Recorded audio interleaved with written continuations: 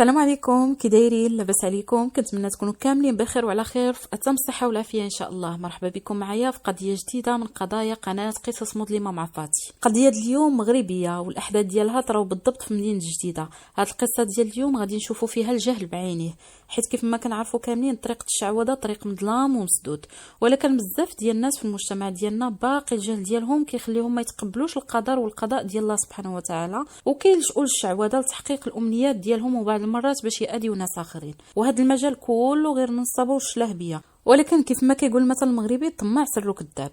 على العموم النتيجه غالبا ما كتكون مخيبه للامال، هادشي الا ما وصلتش للسجن والقتل والجرائم، وهادشي اللي غادي نشوفوه في احداث الجريمه ديال اليوم. احداث قضيتنا اليوم كيدوروا على واحد السيده اللي الاسم ديالها هنيه. في سنه 2003 هاد هنيه وصل العمر ديالها 30 سنه ومازال ما تزوجات. في هاد الوقيته بدات كتقول بلي هذا هو الوقت باش تتزوج دير دارها ووليداتها، ولكن ربي مازال ما كتبلهاش. وهنا غادي يبان لها الطريق ديال السحر والشعوذه. الام ديالها غادي يديها عند واحد الفقيه خارج المدينه ديال الجديده في واحد المنطقه معروفه بسيدي بوزيد. هذا الفقيه الاسم ديالو معروف وكيجيو عنده الناس من كل مناطق المغرب. مشات هنيه والام ديالها عند هذا الفقيه. ملي دخلوا عنده قالت ليه الام ديالها هذه بنتي وجينا على قبلها، حيت كبرات فاتت 30 وما عمر شي واحد جا دق في بابنا وقال لنا حتى السلام عليكم، ما عندهاش الزهر في الزواج. قال لها الفقيه لا انا ما عندي باش ننفعكم، مازال الا كتعرف بنتك شي واحد جيب لي تصويرته ونخدم ليه ويكون غير الخير. صافي رجعوا في حالهم. دازت واحد المده ديال سيمانه تقريبا على حسب التصريحات ديال البنت، وعاودوا رجعوا عند الفقيه. قالوا ليه كاين واحد السيد كيسكن حدانا ولد جيراننا وبغيناك تخدم لينا ليه شي حاجه. قال لهم عطيوني غير تصويرته ولا عليكم. قالوا ليه ما عندناش تصويرته، ما عندناش كيفاش نديرو نصوروه، وما عندناش كيفاش نديرو نجيبوها. هنا قال لهم جيبوا لي غير شي حاجه من الحوايج ديالو على الاقل، ولكن خاصها تكون من الملابس الداخليه ديالو. رجعوا في حالهم. هاد الولد اللي بانت ليهم فيه وبغاو يسحروا ليه هو ولد جيرانهم، شاب في مقتبل العمر سميتو مصطفى، في العمر ديالو 26 سنه، كيخدم مع الاب ديالو في التجاره. عندهم واحد ديبو كيبيعوا فيه مواد البناء وكيخدم مع باه فيه. الدار ديال هاد مصطفى مخدمين واحد البنت عندهم كتشقى كتخمل وكطيب. هنيه باش توصل للهدف ديالها تصاحبت مع هاد الخدامه، تقربات منهم اللي داز الوقت، صاحبت معها مزيان وشافت بلي كسبات ثقتها وبلي الخدامه حتى هي ديال دار مصطفى ولات كتثق في هنيه ولات عزيزه عليها. هنيه قالت للخدامه ديال مصطفى انتي خدامه عندهم في الدار، راه كيعجبني بزاف وباغا نتقرب منه وهادي وهادي. جاوبتها الخدامه قالت لها وانا شنو المطلوب مني؟ قالت لها بغيتك تجيبي لي شي حاجه من حوايجو. الخدامه قالت لها ودي انا ما نقدرش على هادشي، ما نقدرش ندير شي حاجه بحال هادشي، خطيني عليك. ولكن هنيه بقات كتحاول بكل الطرق حتى قنعاتها. والخدامه قالت لها صافي واخا انا غادي ندير جهدي وغادي نحاول نجيب لك شي حاجه من الحوايج ديالو، ولكن هادشي يبقى غير بيناتنا، حيت الا عرفوا مالين الدار بلي درت معاك هادشي غادي يجريو عليا. قالت لها هنيه كوني هانيه هادشي راه غادي يبقى غير بيناتنا. وبالفعل جابت ليها الكالسون او الملابس الداخليه ديال مصطفى وداتو للفقيه. وبحسب التصريحات ديال هنيه كتقول بانها لما دات داك الكالسون للفقيه رش فيه واحد الماده خضراء وقال لها ديوه دفنوه في مقبره ولا دفنوه في شي بلاصه، المهم انها تكون بعيده كل البعد على الدار ديال مصطفى. وهذا الشيء اللي كان داو داك السحور ودفنوه في واحد المقبره وبقات كتسنى اليوم يجي غدا يجي اليوم يجي غدا يجي، ما كاين حتى شي نتيجه. وهي فحال جالسه على العافيه. دازت مده ورجعت لداك الفقيه هي وامها. قالوا ليها ودي داكشي اللي طلبتي منا راه حنا درناه بالحرف ولكن حتى شي حاجه ما بانت النتيجه والو. وهنا الفقيه باش يبرر الموقف ديالو قال لهم راه داك الخدمه تبطلات، داكشي علاش ما شد فيه حتى شي حاجه، حيت الام ديال مصطفى متقفه ولدها وهدي من هنا وهدي من هنا. المهم زوق عليهم الهضره باش يبرر الموقف ديالو قدامهم، زياده على انه اصلا باغي غير الفلوس. بانوا ليه هاد جوج جاهلات جاو عنده خاصو يربح منهم. هنيه امها قالوا ليه دابا شنو هو الحل؟ قال لهم انا غادي نعطيكم واحد العشوب دقه بطله غادي تشربوهم ليه في اتاي ولا الحليب، ومن الاحسن يشربوهم في اتاي وغادي تشوفوا النتيجه. وهذا الشيء اللي داروا، خداو من عنده داك العشوب وعطاوهم للخدامه شرباتهم ليه بالليل، وفي الصباح مسكين صباح ميت.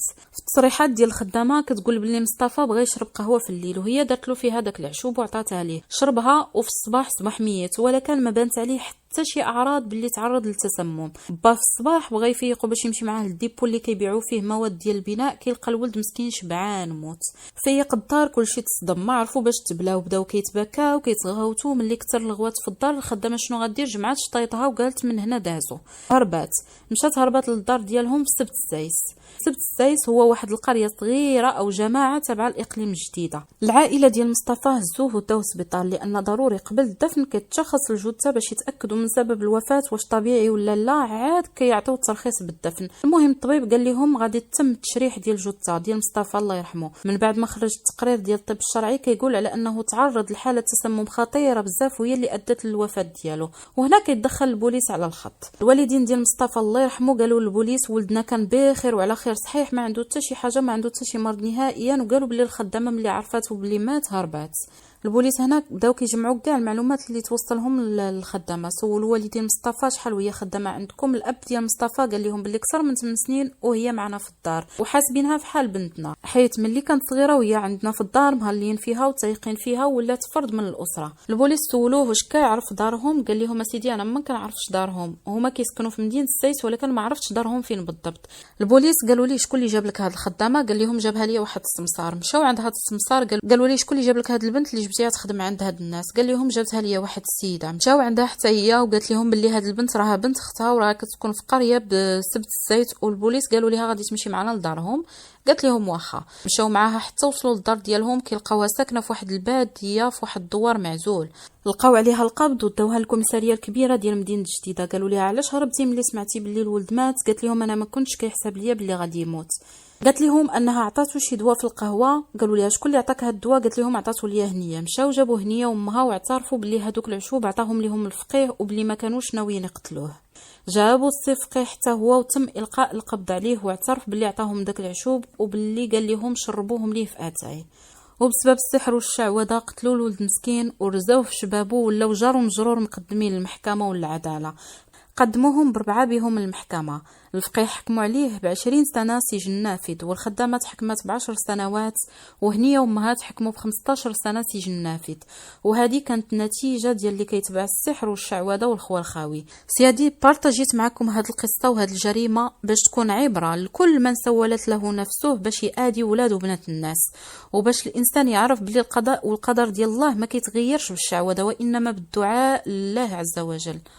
ولكل قدر أجل مسمى، كل حاجة بوقتها وأوانها، والأرزاق بوقتها وبيد الله سبحانه وتعالى.